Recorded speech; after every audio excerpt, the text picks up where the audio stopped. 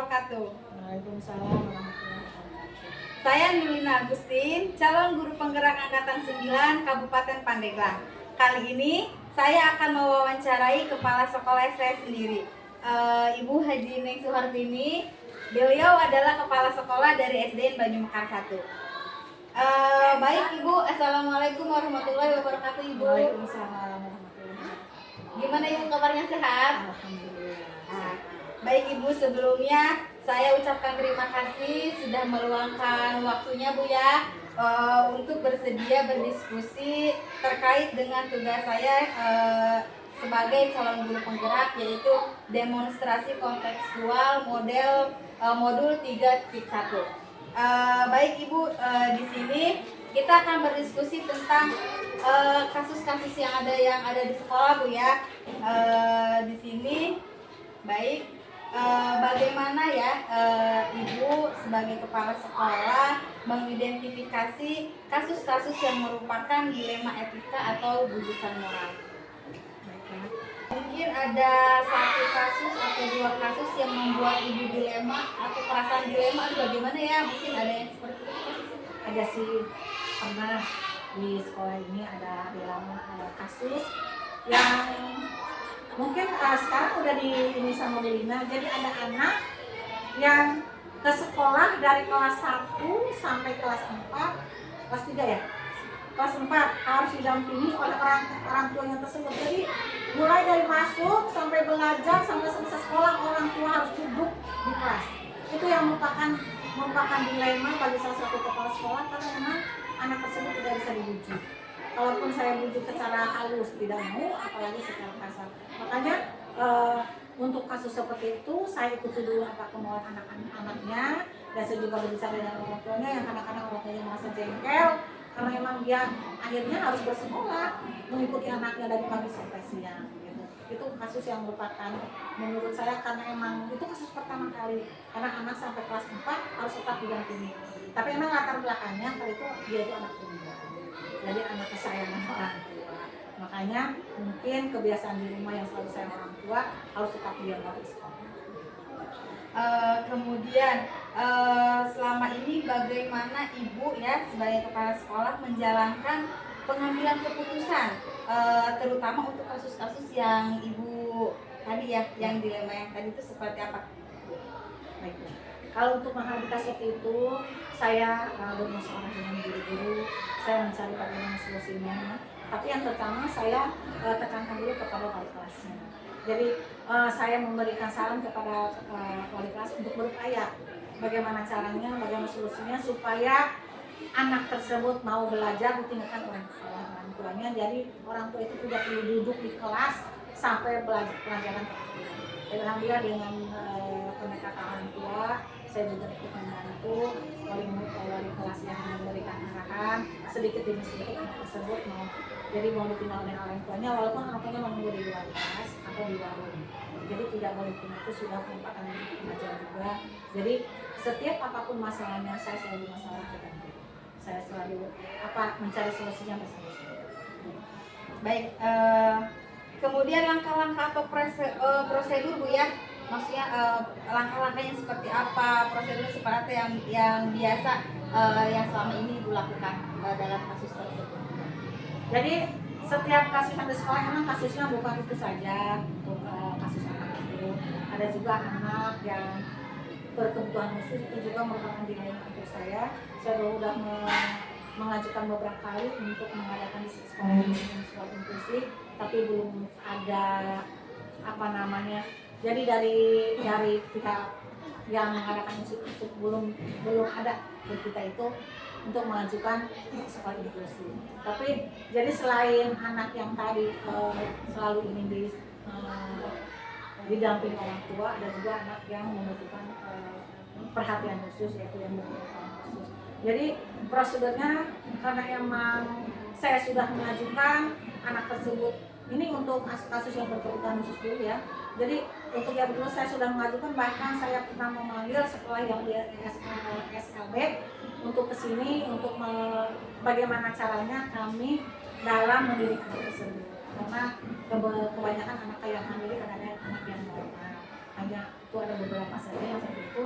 Dan bahkan dari SMP sudah datang ke sekolah dan mereka juga mau mengajak anak tersebut belajar di SMP. Tapi ternyata setelah saya menghubungi orang tua tidak mengizinkan. Jadi orang tua tetap ingin sekolahnya, anaknya itu sekolah di sini dengan berbagai macam alasan. Pertama jauh, mungkin yang kedua dengan masyarakat yang merasa malu apa gitu. Jadi saya tidak bisa menolak, akhirnya anak tersebut tetap bersekolah di sini. Jadi prosedur saya gunakan, saya tetap menjalin silaturahmi, juga selalu berdiskusi. Itu pun saya usulkan dulu dengan guru-guru di sekolah saya.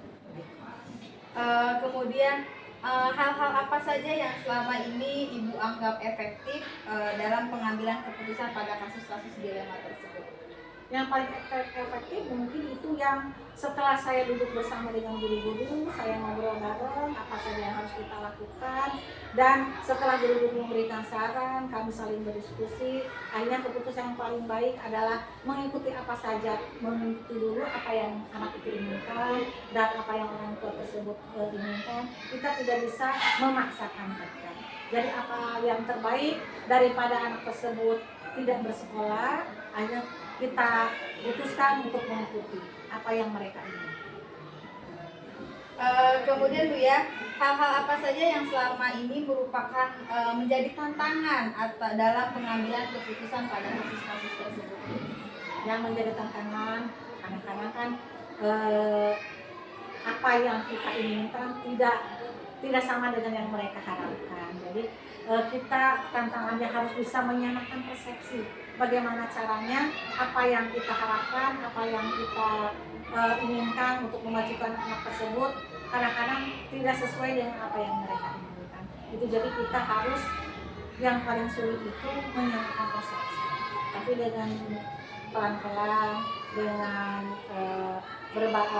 berbagai cara ya kita lakukan agar keputusan tersebut bisa diterima oleh mereka dan kita juga bisa menjalankan. Baik Bu. Kemudian Bu ya, apakah Ibu memiliki sebuah tata cara atau jadwal tertentu dalam sebuah penyelesaian kasus dilema etika tersebut? Apakah langsung menyelesaikannya di tempat atau memiliki sebuah jadwal untuk menyelesaikannya dalam bentuk atau prosedur yang seperti apa? Kalau emang itu masalahnya, kalau emang urgent, kalau emang perlu penyelesaian yang cukup rumit, maka saya secara langsung akan menyelesaikan kasus tersebut dengan cara bermusyawarah dengan orang-orang yang berkepentingan. Baik, kemudian Bu, adakah seseorang atau faktor-faktor ya yang selama ini mempermudah atau membantu Ibu dalam pengambilan keputusan dalam kasus-kasus dilema yang tadi? Saya kira yang membantu di sekolah itu ya guru-guru semuanya. Guru-guru di sekolah saya, terutama mereka yang senior, itu bisa menjadi bahan untuk saya dalam bermusyawarah. Jadi dalam mengambil keputusan, saya tidak bisa melakukan sendiri. Jadi dengan cara mereka diajak berbicara, pemain senior itu sangat membantu sekali. Jadi apa yang mereka, ide-ide mereka, bagaimana cara selesai menyelesaikan masalah tersebut, maka saya meminta pertimbangan mereka, pertama dari senior. Baik Ibu. Ibu, terima kasih atas waktunya. Alhamdulillah. Tugas wawancara sudah tentang kasus-kasus dilema yang ada di sekolah sudah selesai. Terima kasih. Wassalamualaikum warahmatullahi wabarakatuh. Waalaikumsalam warahmatullahi wabarakatuh.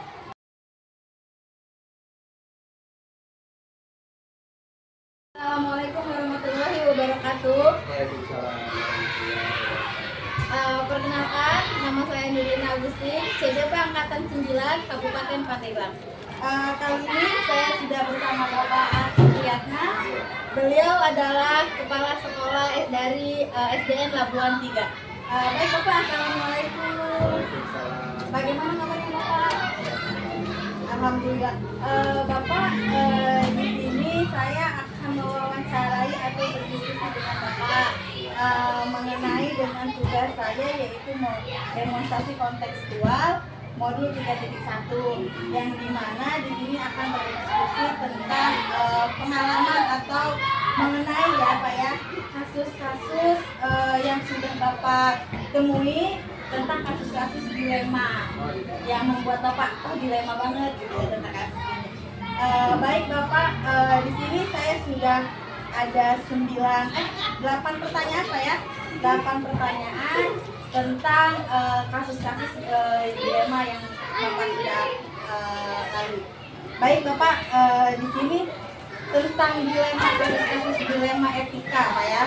Selama ini yang Bapak alami di sekolah, bagaimana Bapak dapat mengidentifikasi kasus-kasus yang merupakan dilema? Terima kasih Bu Lina. Alhamdulillah bertemu kembali ya. Ya Pak. Lalu kita bersama-sama di satu dalam alhamdulillah Bapak dan Ibu di juga menjawab pertanyaan Bu Lina. Oke ya. Alhamdulillah satu ya. Baik, terima kasih atas pertanyaannya. Untuk masalah yang timbul di sini ketika Bapak juga ada berbagai macam masalah yang salah satunya yang paling utama adalah kedisiplinan. Jadi pertama kelihatan ketika masih di sini anak-anak maksudnya kurang disiplin, kemudian guru-gurunya juga masuk harusnya tepat waktu atau sebelum waktunya belum pada masuk. Dari situ kita identifikasi ternyata kita ada solusi supaya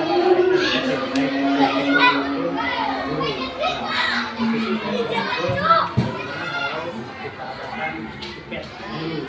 Nah, dalam tiket dulu tersebut itu kita juga mengadakan itu berdasarkan jadilah tiket dulu. Semua guru dilibatkan Sabtu Minggu itu kebagian semua tugas-tugas mereka itu pertama menjaga di gerbang untuk memberikan salam kepada anak-anak didik ketika itu sebelum anak masuk kita semua keluar itu tugas pertama menjaga tiket dulu. Kemudian ada juga guru yang tugasnya sebelum masuk menyalakan bisik dan menjelaskan tempat-tempat lokasi yang ditugaskan oleh program tiket dulu. Ketika seiring berjalannya waktu, ya alhamdulillah sudah berjalan, tapi memang namanya juga aturan itu ada saja yang datanya terlambat padahal ya boleh dari tiket. Itu cukup boleh juga oleh kita, cuman kita bisa atasi dengan cara yang baik seperti treatment sesuai dengan yang kita jalankan. Sama alhamdulillah sedikit demi sedikit sekarang baik siswa maupun gurunya itu tertib. Jadi sebelum masuk sekolah itu jam 7 sekolah mereka jam 6:30 awal sampai jam 7 itu jam 7 langsung buka gerbang pintu. Itu sampai sekarang diatasi semua. Guru-guru yang bermasalah tersebut alhamdulillah kita ikuti dengan catatan kita ambil baik-baik dan kita putuskan itu masalah itu sudah diatasi. Kalau ini kayak hal-hal apa saja yang selama ini Bapak akan efektif dalam pengambilan keputusan pada kasus-kasus yang terjadi Pak? Oh iya, itu tadi yang disampaikan setelah dipanggil kita masukkan kembali di program metode. Jadi dirapatkan lagi bersama-sama dibikin komitmen kembali supaya keputusan itu tidak sepihak. Jadi kita ambil keputusan itu berdasarkan musyawarah internal. Itu alhamdulillah sudah clear. Jadi tidak ada kesenjangan di antara guru-guru di sana. Karena kita juga sebagai pimpinan tetap datang untuk memberikan contoh. Nah Pak, kalau seandainya tadi kan guru-gurunya dibutuhkan, terus tantangan yang selama ini Bapak hadapi seperti apa? Dalam menghadapi kasus yang terjadi? Iya, memang di situ ada problem tadi. Karena kebiasaan mereka yang selalu tentunya tidak tiket gitu ya, terlalu keren dalam melaksanakan tugas. Mereka lumayan kita cara mengatasinya itu harus perlu ya. Kita tetapkan kepada peraturan-peraturan yang ada. Nah, kita kembalikan kepada diri mereka karena ini adalah merupakan kebijakan bersama. Keputusan itu dari. Nah, ketika mereka melanggar aturan tersebut, nah, konsekuensinya sesuai dengan apa yang kita tetapkan. Sanksinya ada di situ. Baik Pak. Apakah Bapak memiliki sebuah tata cara atau jadwal tertentu dalam sebuah penyampaian kasus dilema tersebut? Apakah secara langsung menyampaikan di tempat atau memiliki sebuah jadwal dalam bentuk saja seperti yang Bapak jalankan? Oh iya. Jadi ketika kita menemukan ada beberapa tidak disiplin, kita tetap itu kalau memang itu tidak urgent, itu kita jangan. Jadi ada waktu tertentu. Karena biasanya ketika itu ada yang namanya briefing morning. Ya. Jadi pagi-pagi sebelum itu ada briefing dulu. Nah di situ kita serahkan juga ya masalah kedisiplinan, kemudian kebersihan dan sebagainya. Nah kalau masalah-masalah yang seperti itu kita jadwalkan dan kita juga ada salah satu teman yang mendampingi kita supaya keputusan tersebut tidak pas gitu ya. Jadi harus benar-benar sering jalan itu. Kemudian Pak, adakah faktor-faktor yang selama ini mempermudah Bapak untuk membantu dalam pengambilan keputusan? Iya, tentunya faktor-faktornya itu ada dukungan daripada guru-guru semua, terutama ada salah satu guru yang membuat saya semakin kuat dan semakin yakin bahwa keputusan yang diambil itu memang betul-betul pas. Kemudian saya dari semua hal yang sudah Bapak sampaikan, pembelajaran apa yang dapat Bapak petik dari pengalaman Bapak?